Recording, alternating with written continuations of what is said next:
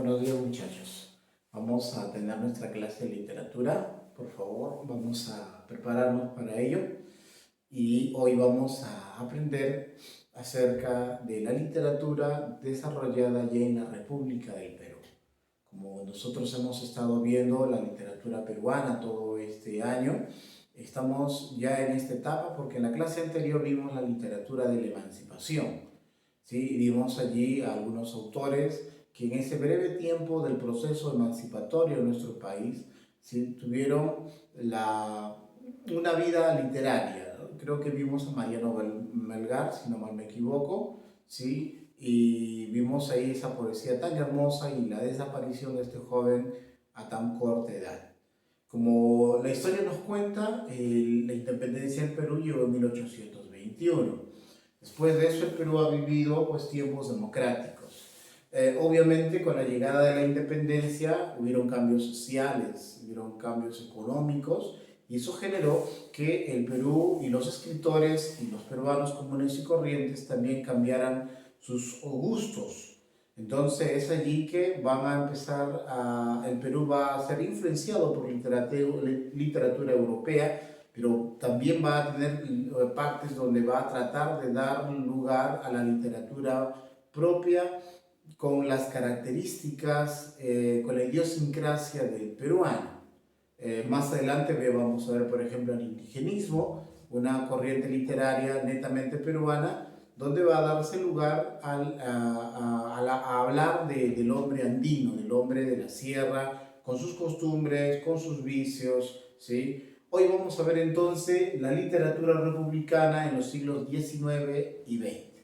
¿Listo? Vamos a empezar. Como dice y ustedes lo van a tener en su hoja en PDF, yo empiezo esta clase haciendo el recuento de que los primeros años de la República Peruana como tal, hablo de después de la independencia, 1821 para adelante, el Perú vivió tiempos de incertidumbre.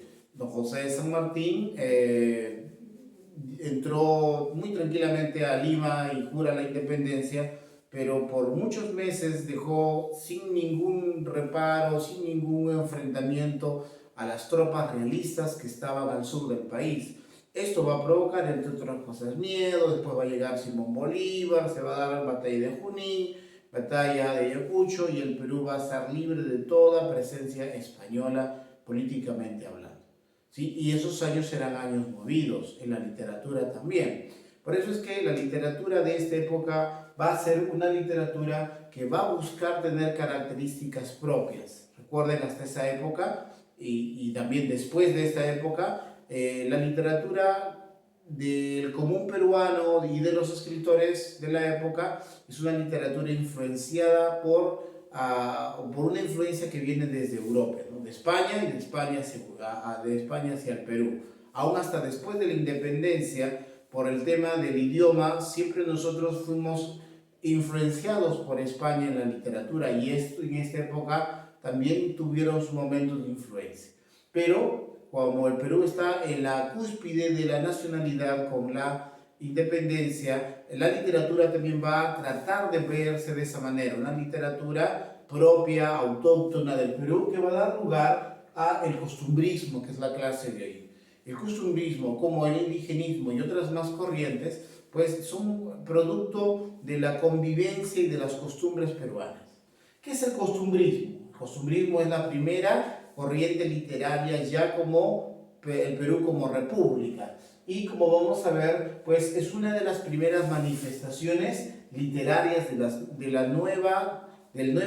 los nuevos gobiernos independientes en América, ¿sí? No solo en el Perú hubo costumbrismo, en otros lugares también se dio este tema de hacer literatura con personajes, con sitios, con situaciones propias de esos días, con sus vicios, con sus defectos, con sus virtudes. El costumbrismo es una literatura autónoma, ¿sí? Porque no va a ser una literatura que viene de Europa, obviamente, va a buscar plasmar la realidad de la época.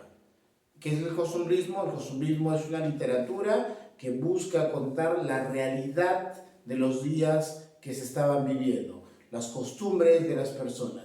y no siempre para aplaudirlas, en muchos casos para criticar las costumbres que no eran pues coherentes en la vida de las personas, ¿sí? Se asume que el costumbrismo dio lugar al realismo, digamos que fue un antecedente del realismo, ¿no? Obviamente el realismo literario va a empezar en Europa y va a llegar al Perú, pero los estudiosos asumen que el costumbrismo del Perú fue un antecedente de lo que después llegaría a ser el realismo en todo el mundo. El principal medio de expresión de esta forma literaria del costumbrismo va a ser a base de artículos de costumbre. ¿Cómo es eso? Pues los autores van a publicar vía los diarios, y los diarios periódicamente presentaban estos artículos a los lectores, ¿sí? Por ello no necesariamente se hizo esto como una obra completa, ¿no? De un libro como hoy en día, ¿no? Sino que eran volúmenes y eran tomos que salían periódicamente en los diarios del lugar, ¿sí? Los representantes principales del costumbrismo en el Perú son estos tres señores. Hay más, pero solo tres te presento. Manuel Asensio Segura, de quien vamos a estudiar hoy, Felipe Pardo de Aliaga, otro gran escritor, y Abelardo Gamarra, conocido como el Tunante también. El listado es más grande, yo lo he resumido en tres para no olvidar, porque estoy seguro de que tú debes saber los nombres de estos tres autores costumbristas del Perú. Vamos a ver a Manuel Asensio Segura y vamos a ver una obra de él también. Manuel Asensio Segura, uno de los principales representantes del costumbrismo, va a nacer en Lima en 1805 y va a morir en 1871.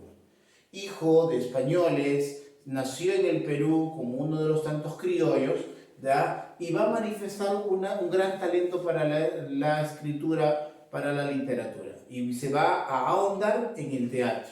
Como dice aquí, se dedicó particularmente al teatro. Se le considera el padre del teatro nacional, debido a la calidad del teatro y a la cantidad de obras que escribió de este corte, ¿sí?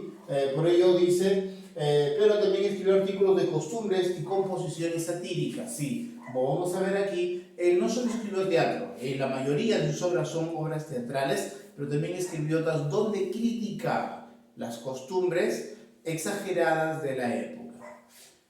Obras de Manuel Asensio Segura: Dos por una, en lo que es teatro, Dos por una, El Sargento Canuto, Ñacatita, Las Tres Viudas, etc. El Sargento Canuto es una obra curiosa, ¿sí? Es una obra teatral donde se presenta a un sargento de apellido Canuto, ya, que es un personaje sobrado, creído, mujeriego, que se ha enamorado de Jacoba, ¿ya? Jacoba no lo quiere por pareja, pero ya los padres empiezan a meter presión de que ya está en la edad para casarse. Jacoba está enamorado de otra persona, obviamente de otro caballero, ¿ya? Lo que hace que el sargento Canuto insista. Logra el consentimiento de los padres y fija la fecha del matrimonio. Jacoba, ya, que es la dama de esta obra, pues hasta el final se opone, pero después no puede hacer nada porque ya la costumbre así lo marcaba. Y el día del matrimonio, pues ya con puerta cerrada y con guardias afuera, logran colarse a la boda,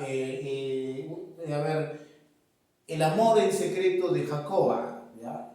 Y burlando la guardia del sargento Canuto, impiden la boda.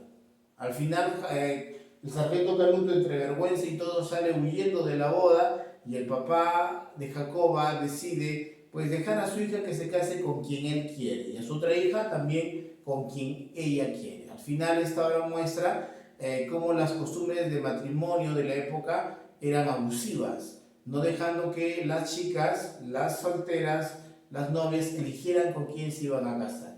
Ñacatita tiene obviamente un capítulo particular aquí con nosotros, ¿sí? En los artículos del tipo costumbrista tenemos el carnaval, la vieja, me voy del Callao, entre otras, y entre los poemas, porque también hizo poemas, hizo teatro, hizo crítica literaria e hizo poemas, escribió a las muchachas, letrillas y otras más. Características de la obra de Asensio Segura. Recuerda que es que Manuel Asensio Segura es considerado el padre del teatro nacional. Característica del teatro de Segura es fundamentalmente humorístico. Sí, la obra de Segura busca con la crítica, con tocar el tema delicado y que nadie más habla en sus obras, pues lo hace en un tono un tanto gracioso. Porque yo dice, y sus personajes, los personajes que él usa, en su mayoría van a ser típicos de la Lima de su tiempo. ¿Qué significa eso? Que sus personajes van a aflorar pues la forma de ser del limeño de la época.